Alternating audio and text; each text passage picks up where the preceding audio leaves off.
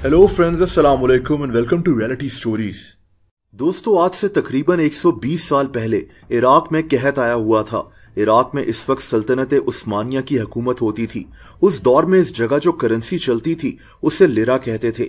Lira की value काफी गिर गई थी और तभी इराक में शदीद महंगाई हो गई थी। इराक में लोगों के हालात बहुत खराब थे।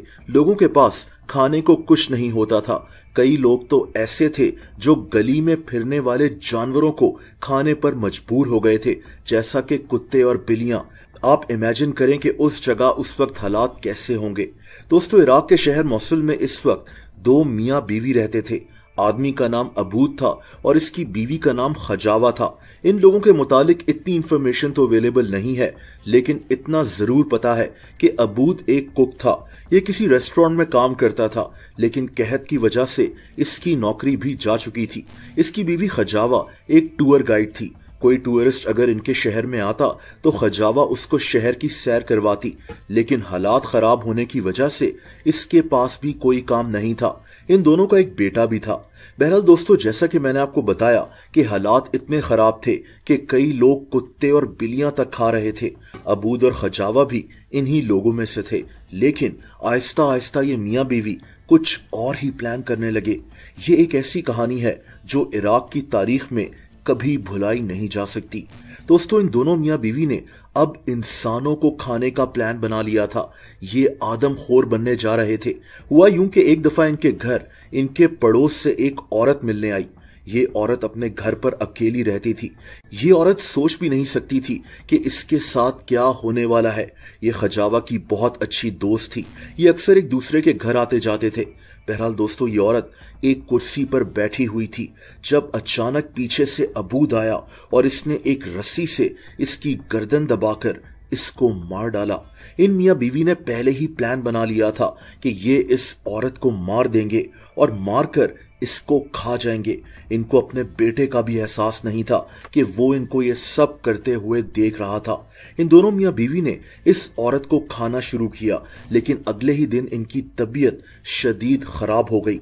इसकी वजह से इनको लगा कि अब इनको बच्चों को टारगेट करना चाहिए। दोस्तों, पता नहीं ये दोनों जहनी बीमार थे या फिर ये इंसानियत ही भुला बैठे थे, क्योंकि जब कोई इंसान ऐसा सब कर रहा हो तो आप उसको एक नॉर्मल इंसान तो कह ही नहीं सकते। इन दोनों मियाँ बीवी का भी यही हाल था।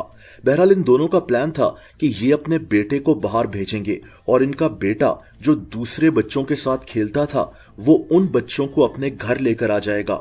और फिर यही हुआ। इनका बेटा बाहर गली में जाता। जो बच्चे इसके साथ खेलते थे उनमें से किसी बच्चे को ये घर लेकर आ जाता, जहां इसके माँ बाप इनका इंतजार कर रहे होते थे। ये लोग उस बच्चे के सर पर किसी पत्थर से वार करते और फिर उस बच्चे को कंज्यूम कर जाते। ये इतनी हौलनाक बात है कि मुझसे यहाँ बोला भी नहीं जा रहा। मैं इसीलिए इसकी डिटेल्स में नहीं जाऊंगा।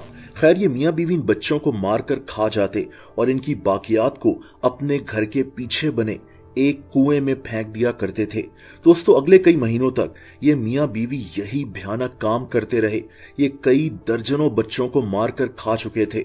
उस वक्त इनके शहर के हालात इतने खराब थे कि इन बच्चों के गायब होने पर कोई इतनी तवज्जो नहीं दे रहा था। इनकी फैमिलीज पुलिस के पास जाती, लेकिन पुलिस भी कुछ कर नहीं पा रही थी। 100 साल पहले पुलिस के पास वसाइल भी बहुत कम होते थे। ये दोनों मियाँ बीवी सबसे इतने अच्छे तरीके से बात करते थे कि किसी को इन पर कभी शक भी नहीं होता था। दोस्तों, ये दोनों मियाँ बीवी इतने बेरहम हो गए थे कि इन्होंने एक ही फैमिली के 3 बच्चों को भी मार डाला था, यानी इस फैमिली की सारी नस्ल ही खत्म कर दी थी। दोस्तों, इसके बाद इन दोनों मियाँ बीवी ने एक छोटा सा रेस्टोरेंट खोल लिया था, जहां ये इंसानी गोश्त बेचा करते थे कि ये मटन का गोश्त है। यानी ना सिर्फ ये खुद आदमखोर बन गए थे, बल्कि दूसरे लोगों को भी धोखे से इंसानी गोश्त बेच रहे थे। लेकिन इसी वजह से ये दोनों मियाँ बीवी फाइनली पकड़े गए। ये साल था 1917 का, जब एक आदमी इनके रेस्टोरेंट में गोश्त खरीदने आया। ये आदमी खुद भी एक कसाई था। इसने इन दोनों मियाँ बीवी को देखा जो एक हड्डी चबा रहे थे। इस आदमी को फौरन शक हो गया कि ये किसी बकरे की हड्डी नहीं लग रही बल्कि किसी इंसान की हड्डी है।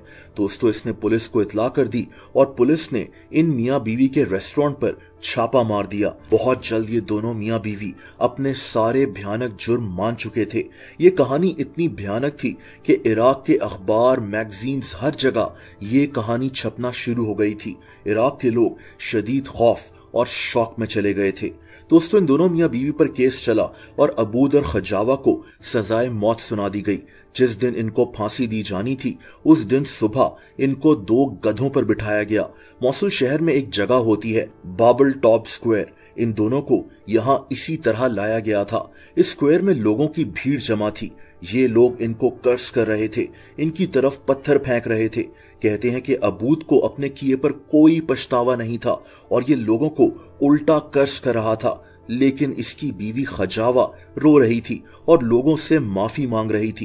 इन दोनों को इसी जगह फांसी दे दी गई। ये दोनों मियां बीवी इराक की तारीख के सबसे बदतरीन सीरियल किलर्स कहलाते हैं। दोस्तों, अगर आप मुझे इंस्टाग्राम पर फॉलो करना चाहें तो उसका लिंक नीचे डिस्क्रिप्शन में मौजूद है।